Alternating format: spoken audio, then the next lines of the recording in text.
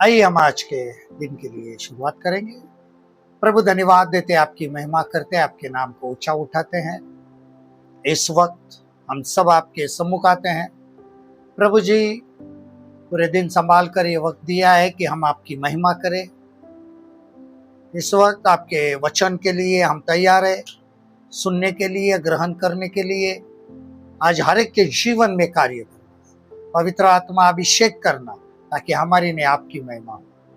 जो भी हो, त्रिएक परमेश्वर सिर्फ और सिर्फ आपकी महिमा हो। इस वचन के द्वारा हर एक व्यक्ति के आत्मिक जीवन में एक आशीष आए और प्रभु आपकी बेदारी उनके जीवन में शुरू हो जाए। प्रभु जी, आपने ऐसा अनुग्रह किया, धन्यवाद देते। पवित्र आत्मा सहायता करना, यीशु के नाम से ये प्रार्थना की और आपने सुन ली खुदा पाक, इसके लिए आमीन। आज के हम एक नए विषय के द्वारा शुरुआत करेंगे कि आज का जो विषय है, मसीह दृष्टि देने वाला, क्राइस्ट द साइट गिवर। और उसके लिए हम वचन को देखेंगे प्रेरितों के काम 26 अध्याय का 18 पद, एक्ट्स चैप्टर 26 वर्स 18, कि तू उनकी आंखें खोले कि वे अंधकार से ज्योति की ओर और शैतान के अधिकार से परमेश्वर की ओर फिरे, कि पापों की क्षमा और उन लोगों के साथ जो मुझ पर विश्वास करने से पवित्र किए गए हैं मिरास पाए। और ये बहुत ही एक विश्वासी के जीवन के लिए जरूरी बात है, क्योंकि अंधे की आंखों को खोलना हमारी समझ की आंखों को खोलने का प्रतीक है। Means the opening of the eyes of the blind is a typical of the opening of the eyes our understanding. कि हम हमेशा देखते हैं कि प्रभु यीशु मसीह ने अंधों की आंखें खोल दी, अंधों की आंखें खोल दी, और उन अंधों के जीवन में हम सिर्फ देखते हैं कि उनकी शारीरिक आंखों को खुल गया, लेकिन उनके जीवन में समझ की आंखें भी खुल गई थी। आज हमें शारीरिक आंखें हैं, लेकिन आत्मिक जो अंधापन है उसकी जब आंखें खोलने की जरूरत है, क्योंकि हमें क्या देखना चाहिए यह सोचना जरूरी है। अंधे की आंखें खुलेगी जब शारीरिक अंधा है, उसकी आंखें प्रभु ने खोल दी। तो एक अंधे को प्रभु यीशु मसीह ने पूछा था, तुझे क्या दिख रहा है? तो उसने कहा, मुझे पेड़ दिख रहे हैं, शायद वो पेड़ है या मनुष्य है। तो फिर दोबारा उसके लिए प्रार्थना की, पूरी रीति से खुल गए, ताकि हम स्पष्टता से देख सकें। और यही बहुत बड़ा मतलब होता है कि आंखें खुलने के बाद हमें क्या देखना चाहिए। जब हमारी आत्मिक आंखें खुलती तो हमें क्या जरूरत है, क्यों खोलनी है, और प्रभु क्यों खोलना चाहता है, और हमें क्या देखना है। तो सबसे पहली बात है कि अपने आप में बुराई देखने के लिए, to see the evil in ourselves.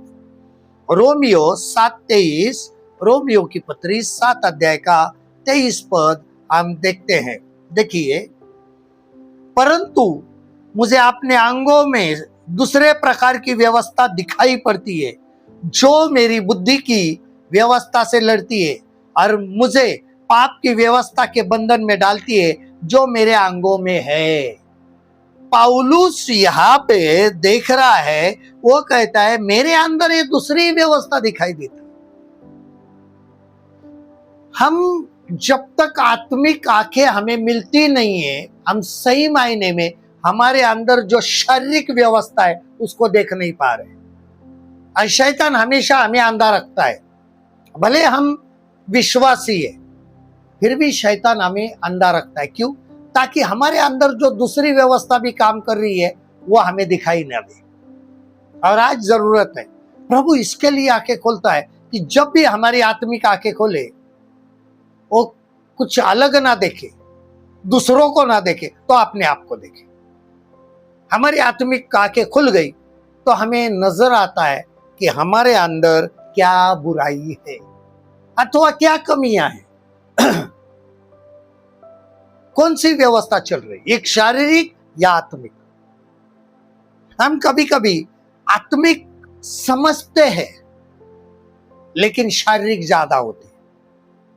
और यही कारण है कि हमें सही मायने में आंखें खुलनी। इसके लिए पौलुस कहता है कि मेरे अंदर दिखाई देता है, क्योंकि उसकी आंखें खुल चुकी थी,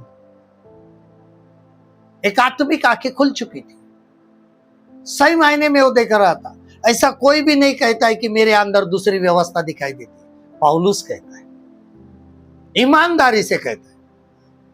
पतरस ने नहीं कहा, जो यीशु मसीह के साथ रहा।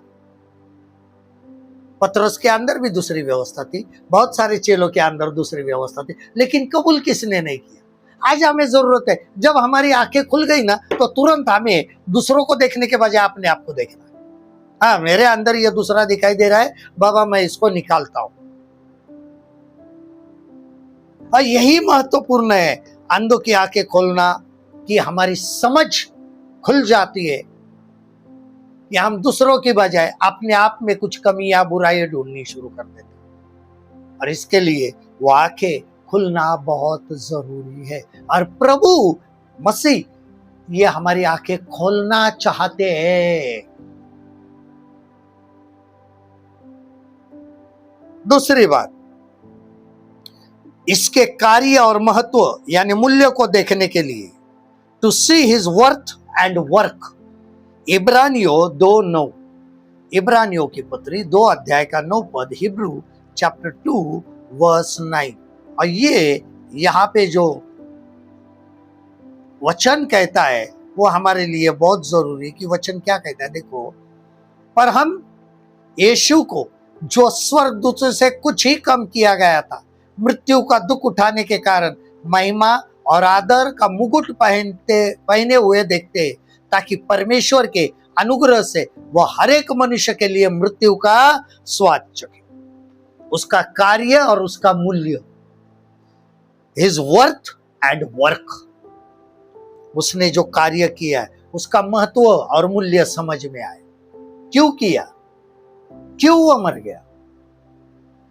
कभी कभी हम देखते हैं कि लोग मजाक उड़ाते हैं, नहीं है क्या, तुम्हारा मसीह मर गया, 3 किलो पे मर गया। क्यों, अंधे दिखाई नहीं देता है, ना उसके कार्य और महत्व यानी मूल्य को समझ सकते। जब आंखें खुलती है तो समझ में आता है कि उसका मरना कितना जरूरी था। आसान लगता है लोगों को, कोई कहते वो मरा ही नहीं, वो कुछ नहीं हुआ। हंसी मजाक उड़ाने वाले बहुत है, बहुत अपना दिमाग लगाते हैं बाइबल के अंदर, अरे नहीं ये सब गलत लिखा है, ये लिखा है, ऐसा हुआ नहीं है। बहुत फिलोसोफर्स है, but this is not philosophy, यह तत्व ज्ञान नहीं है, यह परमेश्वर का वचन है, जो मनुष्य ने अपनी बुद्धि से नहीं लिखा है। यह सच्चाई जो बताई गई वो लिखा है, जो परमेश्वर ने बताई। सामने वाले को विश्वास रखे ना रखे कोई लेना देना नहीं, उनको पता है ना वो मर गया था पापों के लिए।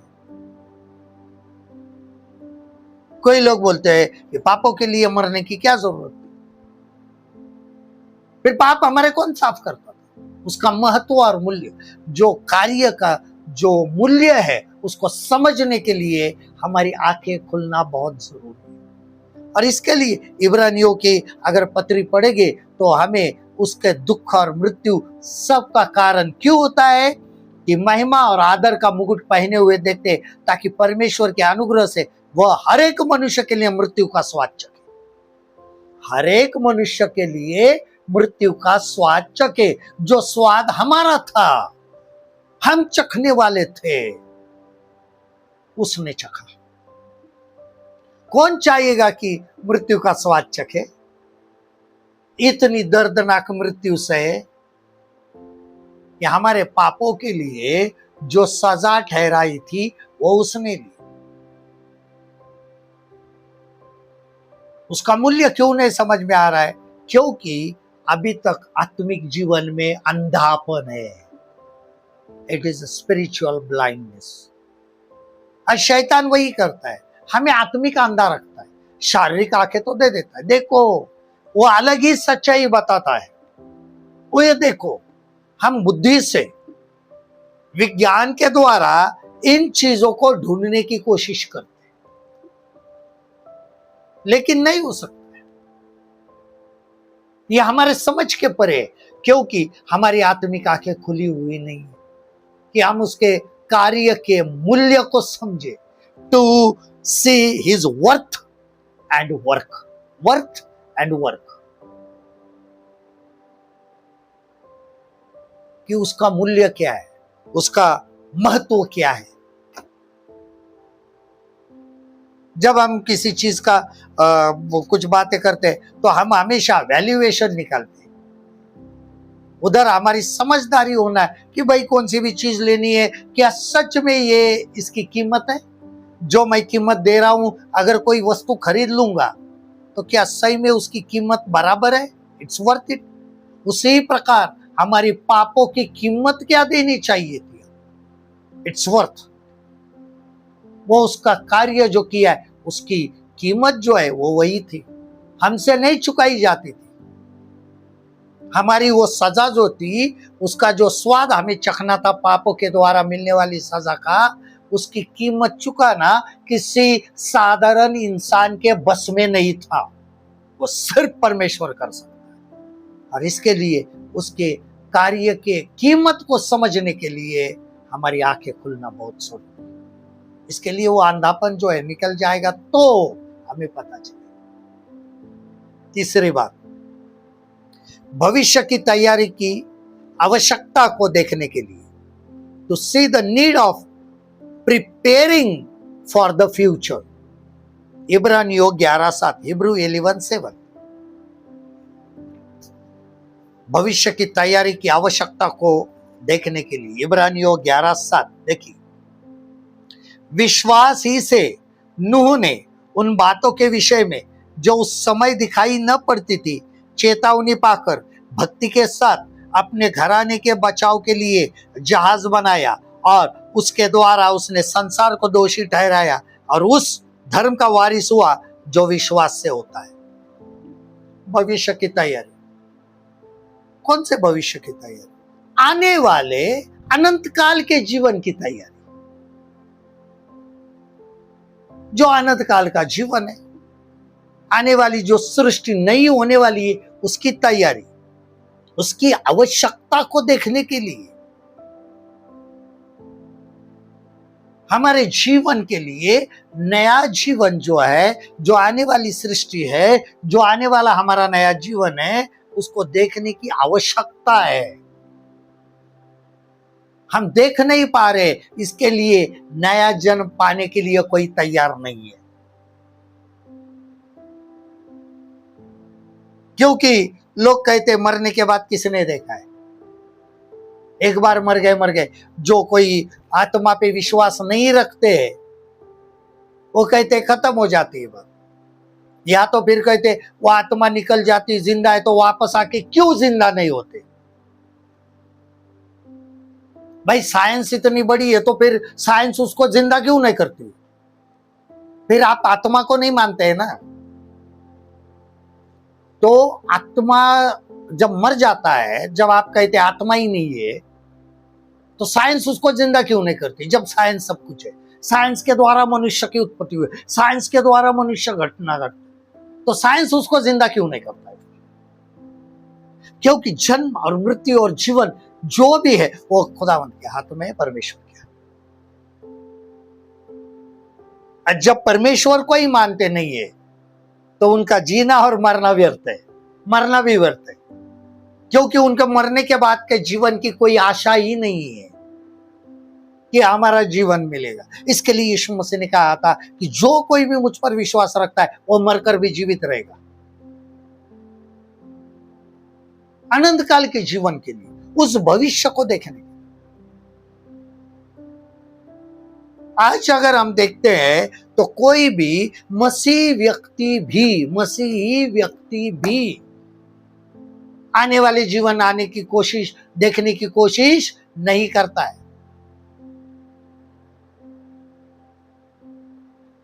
हमें पता नहीं है कि लोग आज इस संसार के हर एक चीजों को पाकर आने वाले जीवन की जो भविष्य का जीवन है, आनंद काल का, उसको देखना भूल गए।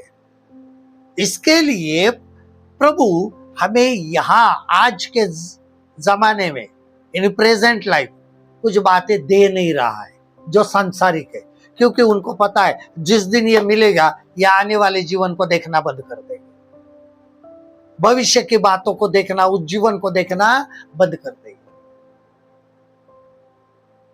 जब एक बार हम उस जीवन को देखने लगेंगे ना, तो याद रखना, हम यहाँ के प्रेजेंट सांसारिक बातों को हम भूल जाएंगे।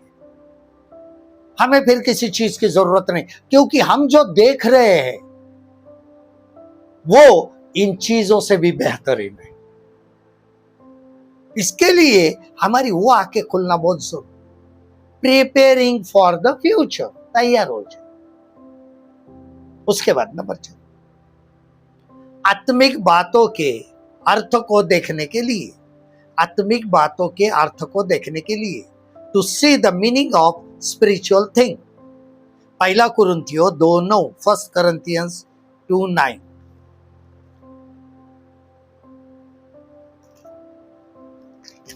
कुरिन्थियों का पहला पत्र, इसका 2 अध्याय का 9 पद हम देखेंगे, ध्यान से देखिए।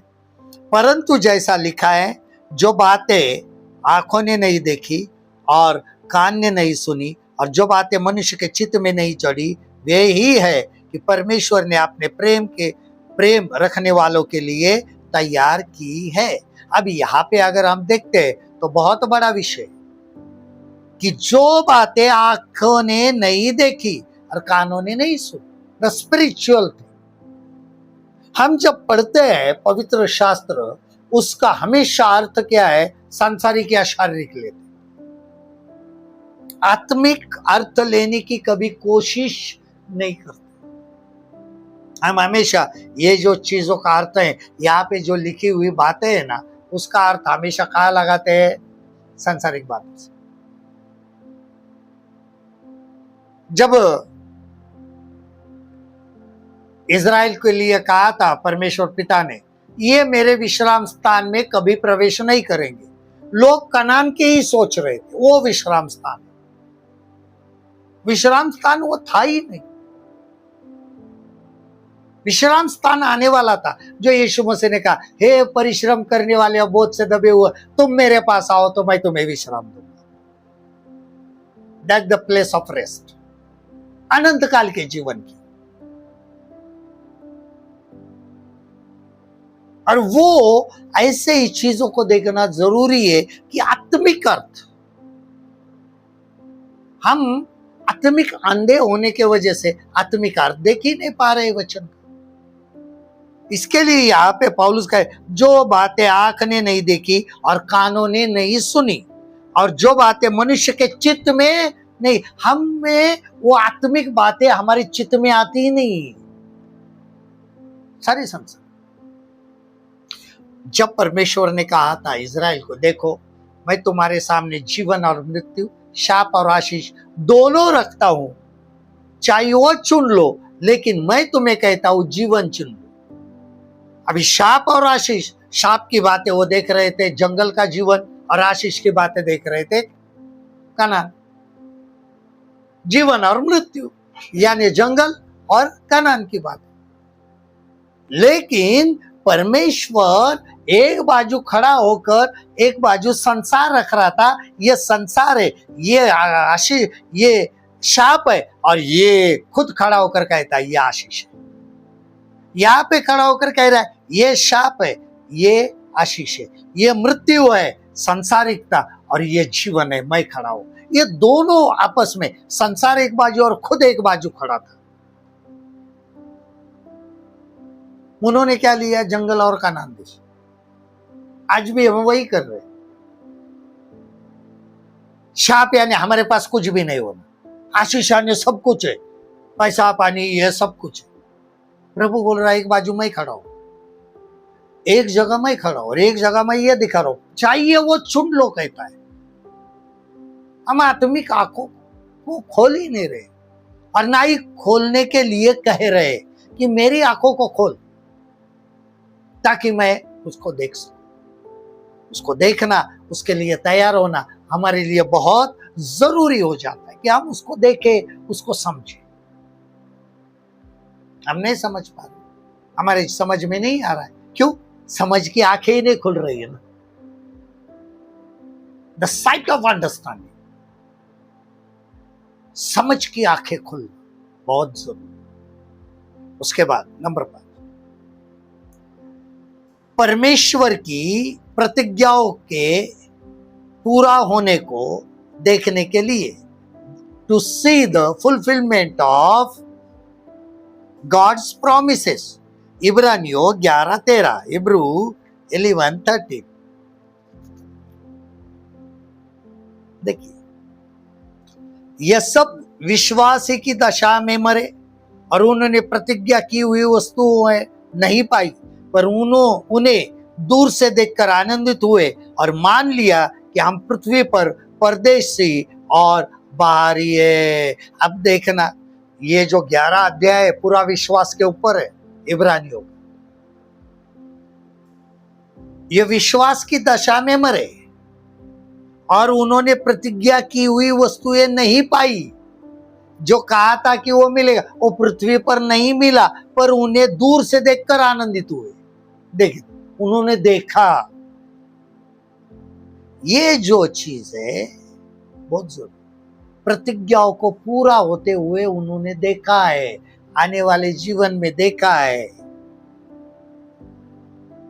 क्या हम जब प्रकाशित वाक्य पढ़ते हैं और आने वाले जो संसार है, क्या उसको कभी देखा है? कभी देखने की कोशिश की? नहीं की है, क्योंकि हम अंधे हैं ना। अगर हम वो देखेंगे, मैंने पहले ही कहा था, जब हम उन आनंद काल के जीवन को देखते हैं तो अभी का जो स्थिति है ना, उसमें हम दुख नहीं करेंगे।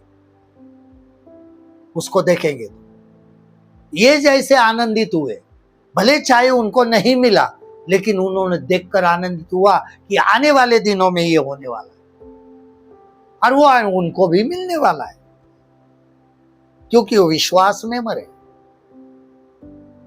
विश्वास में जिए भी, विश्वास में ही मरे और विश्वास ही में उन्होंने देखा, आनंदित हुए और मान लिया कि हम पृथ्वी पर परदेशी और बाहरी। तो उनको पता चला भाई ये अभी की चीजें नहीं है, ये हमारे लिए नहीं, आने वाले दिनों के लिए, स्वर्गीय स्थानों के लिए, अनंत काल के जीवन के लिए, नई सृष्टि के लिए, अभी के पृथ्वी के लिए नहीं। यीशु मसीह के द्वारा जो जीवन आने वाला था वो भी उन्होंने देखा है और आनंदित हुए। कितनी बड़ी बात है। ये जो पुराने नियम के लोग थे, अब्राहम को कहा था कि क्या होगा तेरे जीवन में, कहा है कि इस कारण एक ही जन से जो मरा हुआ सा था, आकाश के तारों और समुद्र के तीर के बालू के समान अनगिनत वंश उत्पन्न करूंगा। जो उसने आने वाले पीढ़ियों को देखा है और आनंदित हुआ है अब्राहम। उसकी जब आंखें खुल गई थी तब उसने देखा कि वो अनगिनत चीजें है, कि इसके लिए परमेश्वर की प्रतिज्ञाओं को पूरा होने को देखने के लिए हमारी आंखें खुलना बहुत जरूरी। प्रकाशित वाक्य में जो आने वाला जीवन है उसके लिए उस आंखों को खुलना बहुत जरूरी। तभी हम इस संसार से प्रेम करना छोड़ देंगे, तब तक नहीं छोड़ेंगे। उसके बाद नंबर 6, अनुशासन में प्रभु के समापन को देखने के लिए, to see the end of the Lord in discipline. याकूब 5:11, जेम्स 5:11। याकूब की पत्री 5 अध्याय का 11 पद। देखो, हम धीरज धरने वालों को धन्य कहते। तुमने अय्यूब के धीरज के विषय में सुना ही है, और प्रभु की ओर से जो उसका प्रतिफल हुआ उसे भी जान लिया है, जिससे प्रभु की अत्यंत करुणा और दया प्रकट होती है। प्रभु जो कार्य हमारे जीवन में समापन करने वाला है, लेकिन अनुशासन के द्वारा, उसको देखना। हम उस कार्य को देखना ही नहीं चाहते। हम एक विश्वासी कहकर देख क्या रहे हैं यही हमें पता नहीं है। अनुशासन में प्रभु के समापन, प्रभु के काम को समाप्त होते हुए देखना, जो हमारे जीवन के to finish, to see the end of the Lord in discipline. प्रभु का समापन, प्रभु के समापन को हमारे जीवन में देखना, यह बहुत जरूरी हो जाता। इन डिसिप्लिन, इन डिसिप्लिन, अनुशासन। आज अगर सही मानों को बताया जाए ना, तो मसीह व्यक्ति अनुशासन में नहीं है, डिसिप्लिन में नहीं है, बिल्कुल नहीं है। इसके लिए कार्य संपन्न नहीं हो रहा है, क्योंकि जो अंधा होता है वो कभी डिसिप्लिन में नहीं रहता है। वो अपना किधर भी चलेगा, कौन से भी रास्ते पे चलेगा, कैसा भी भटकेगा। लेकिन जो आके वाला होता है उसको पता है कैसे एक अनुशासन में चलना है। अंधा कभी भी अनुशासन में नहीं चलता, डिसिप्लिन में नहीं चलता, क्योंकि उसको दिख ही नहीं रहा है कि वो कहाँ चल रहा है। वो ठोकरे खाते हुए चलेगा, टक्कर मारते हुए चलेगा। लेकिन जब आंखें खुलती है, नहीं ये रास्ता जाता है, ये रास्ता है, यहीं से चलूं, यहीं से गुजरूं। आज एक मसीह जीवन में जीने वाले लोग आत्मिक आंधे बहुत सारे, इसके लिए अनुशासन में नहीं है, बिल्कुल नहीं है। और प्रभु चाहता है अनुशासन में रहे, डिसिप्लिन में रहे, क्योंकि जो चेला होता है वो अनुशासित होता है। इसके लिए उसके अनुशासन में चलने वाले को क्या कहा है? चेला कहा है, मीन्स डिसाइपल। जो डिसिप्लिन में नहीं है वो डिसाइपल नहीं है, जो अनुशासन में नहीं है वो चेला नहीं है। इसके लिए स्कूल में जो विद्यार्थी होते हैं, जो चेले होते हैं, जो शिष्य होते हैं, उनको अनुशासन लगाया जाता है। आज मसीह लोग अनुशासन में नहीं है। बहुत सारे मसीह लोगों को शायद गुस्सा आएगा, लेकिन मैं सीधा कह रहा हूं, अनुशासन में बिल्कुल नहीं है। कुछ आत्मिक जीवन का अनुशासन नहीं। कोई प्रभु के सामने अनुशासित व्यक्ति खड़ी नहीं है। कैसे भी खड़ा, कैसे भी बैठना, कैसे भी उठना, कैसे भी बात करना। हमारी प्रार्थना भी अनुशासित नहीं है। हमारा प्रार्थना का जीवन जो है, कभी कुछ भी, कभी कहीं भी, कहीं भी चल रहा है, कोई अनुशासित नहीं। क्यों? अंधापन है, क्योंकि हम क्या कर रहे वही दिख नहीं रहा है। प्रार्थना कैसे कर रहे वो समझ नहीं पा रहे। इसके लिए अनुशासन में प्रभु का समापन होना जरूरी है। यही प्रभु चाहते, हम अनुशासन में आंखें खोल लें तो अनुशासन में आ जाए।